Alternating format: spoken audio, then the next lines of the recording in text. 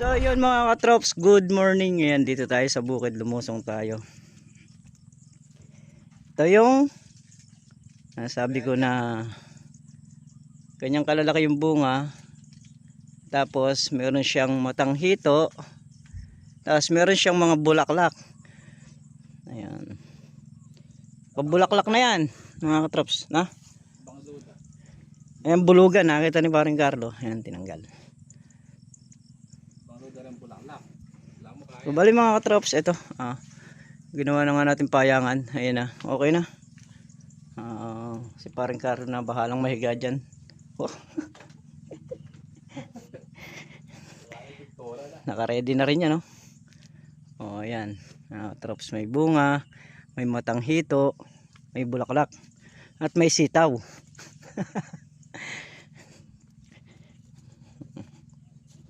Sa sitaw madalang pa yung lusot ng hindi pa naman ganun kakapal yung bunga. Yan. Yun ang bunga niya mga katrops.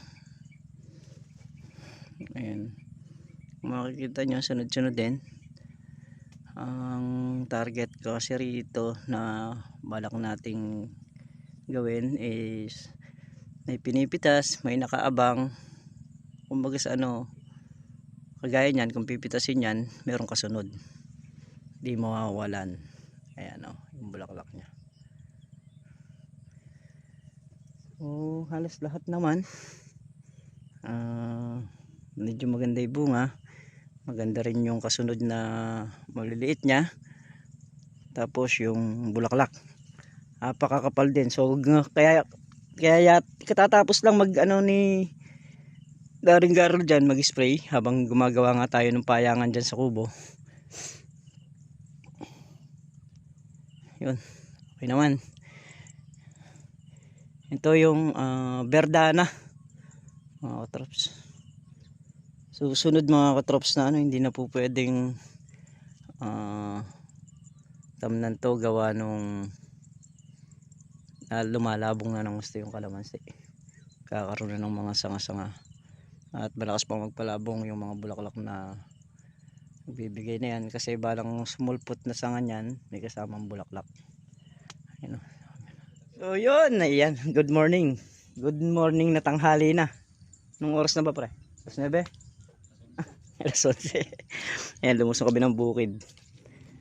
Ito yung lagay ng gulay ni paring Carlo dito sa Santa Isabel. Ayan, wala namang ganong bunga, parang pansit lang. Sitaw ngayon asa 120 na lakaran. Ayan. Bali bawat dayos nyan may mga tanim, may mga pagitan mga katrops. Ayan. Ito na yung kalamansing dating puro baging na nakatak ng baging. Ayan na ngayon. Ayan ayan sa bunga. Ito nyo na sa bunga. Hindi naman halata. Ayan. May mga punong madalang ang bunga, pero halos karamihan naman ng puno maganda bunga. Ito kagaya nito, yung mga bunga niya maliliit pa, hindi pa ganong tanawin Ayan. So sa sitaw sana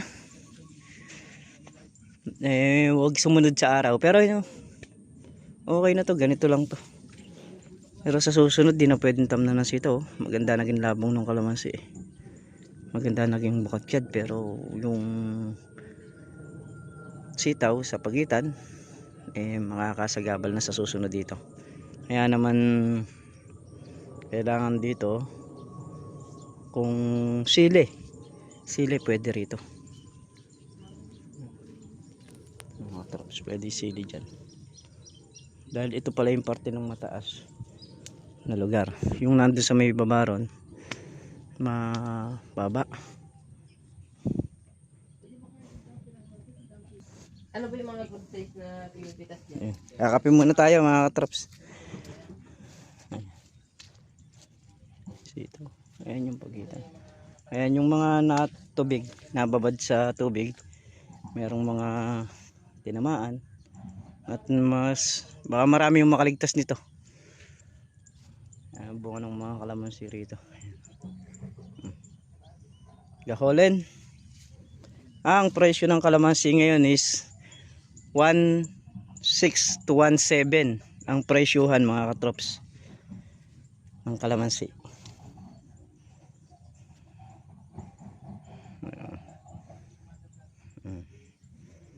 Ba?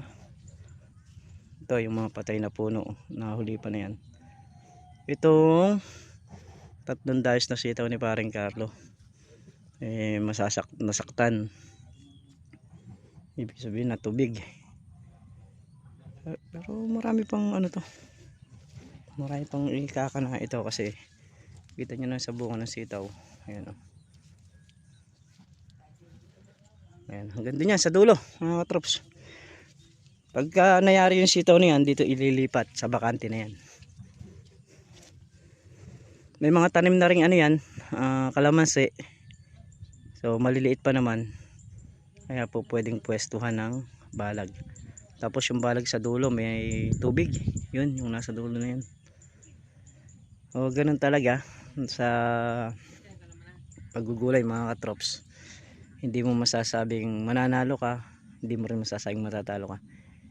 Kalamidad yung humusga, kaya nga kagaya niya nalubog yung ampalaya, pero meron pambawi rito at sigurado na makabawi naman sila rito sa kanilang sitaw. Yan. Tapos ito yung aarkilahin, balak arkilahin sa susunod. So pagka naarkila na to, magkakasama na kami ni paring Carlo dito sa gulay, maggugulay na lang kami dito. Saka yung kalamansi ng ito, yung kinukuha natin. Yan, sa ngayon pala yung nakatanim dyan. Bali ano to kukuha dito ng mga 2 hektarya.